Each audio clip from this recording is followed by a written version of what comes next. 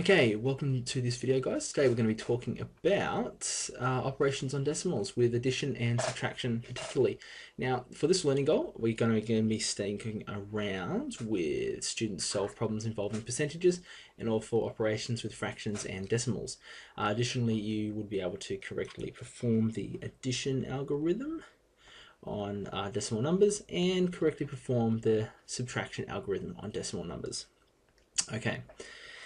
Now, the number one thing that you want to be sort of getting a handle on with operations on decimal numbers is this idea of getting everything sort of lined up in the correct manner. Now, it's quite simple with addition and subtraction, so I'll sort of go through it in a general case and sort of show you the number one rule and then sort of show you how to apply it in a couple of different examples.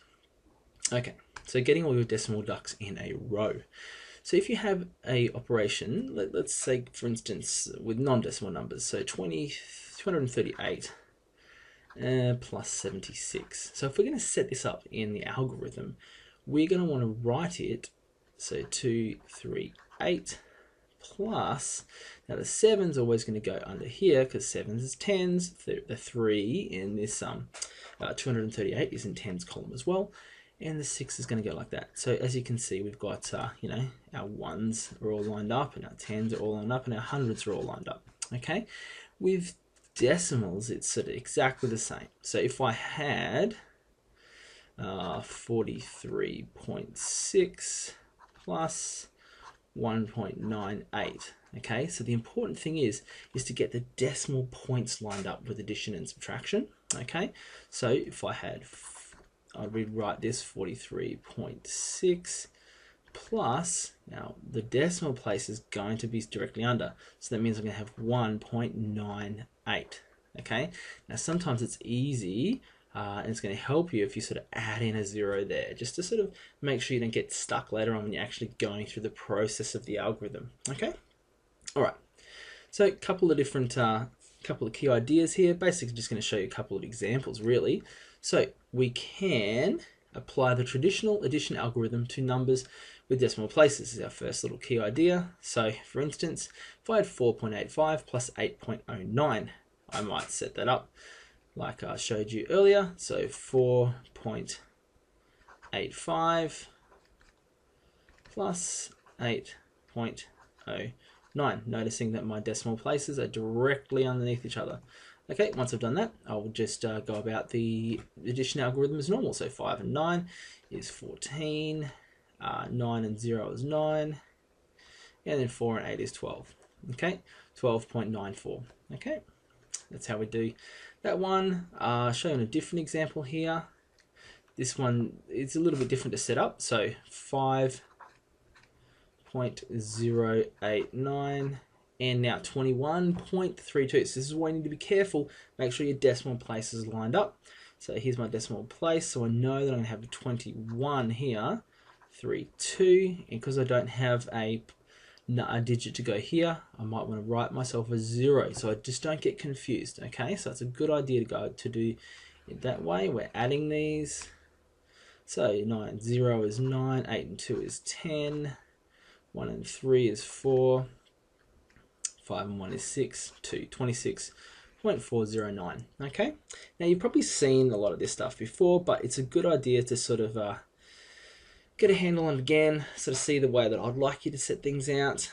Now we can apply in the same way we can apply the traditional subtraction algorithm to numbers with decimal places as well. And the same general rule applies, that we just line up our decimal point. Okay. So 72.47, take 8.779, we're going to go 72.47, take 8.779. Now, again, I recommend that you put a 0 here just to remind yourself there's 0 there. Okay, once we've done that, we go about our algorithm as normal. I probably should have said earlier, wherever the decimal place is in the question, the decimal place is going to end up in the answer for the other ones, but you probably sort of noticed that. Right, let's borrow, go 6, 10, 10 minus 9 is 1, 6 minus 7, I really made my life difficult for this, didn't I? So 16 minus 7 is 9, 3 minus 7. Oh, what was I thinking when I came up with this one? 13 minus 7 is 6. 11 minus 8 is 3. 63.691. Okay. Right, so similarly again, last little example. This is sort of one to show you really the whole deal of setting these things up. So if I had 7 minus 4.17, obviously I'm really going to need to put those zeros in there just to stop myself getting confused. Really suggest that you do that, even if you totally know how to do this. Really, a lot of sort of maths in grade 7, grade 8, middle school maths is really about minimizing the errors that you can make. Okay, because you've probably seen a lot of it before. It's not necessarily difficult, but there are mistakes that can be made.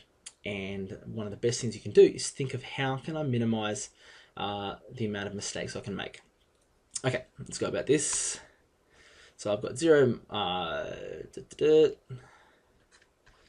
6, 9, 10. 10 minus 7 is 3. 9 minus 1 is 8.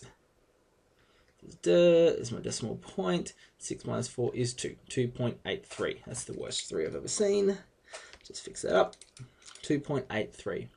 Okay, so you've sort of seen how we go about our addition and subtraction of decimals. And as you can see, it's very, very similar to the normal algorithms that don't have decimal points, decimal places, but just for those couple of key differences and that number one idea of with addition and subtraction lining up your decimal point. And otherwise you'll be fine. Okay, thanks for watching, and please come and see me if you have any issues with anything in the video. Thank you.